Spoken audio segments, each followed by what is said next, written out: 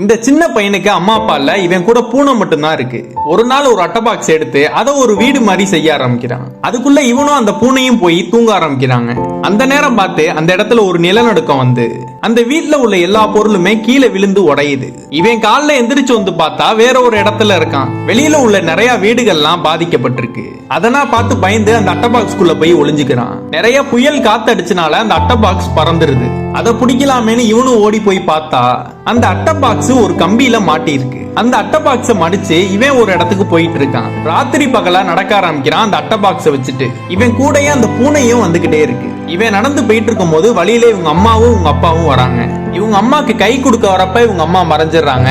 பின்னாடி திரும்பி இவங்க அப்பாவை பார்த்தா அவரும் மறைஞ்சிடுறாரு. இது பிரம்மையா இருக்கும்னு இந்த அட்டை பாக்ஸ தூக்கிட்டு நடக்க ஆரம்பிக்கிறான். கடைசியில வந்து பார்த்தா இவன் ஒரு கடற்கரை கிட்ட நிக்கிறான். இவனுக்கான ஒரு கப்பலை அந்த அட்டை பாக்ஸ்லயே செஞ்சு வா நம்ம போயிடலான்னு அந்த பூனையை கூப்பிடுறான். ஆனா அந்த பூனை வரமாட்டேங்குது. அந்த பூனை வராதனால இவனும் அழுது ஃபீல் பண்ணிட்டு அந்த இடத்தை விட்டு அந்த கப்பல்ல போக ஆரம்பிக்கிறான். இதோட இந்த ஸ்டோரியும் கம்ப்ளீட் ஆகுது.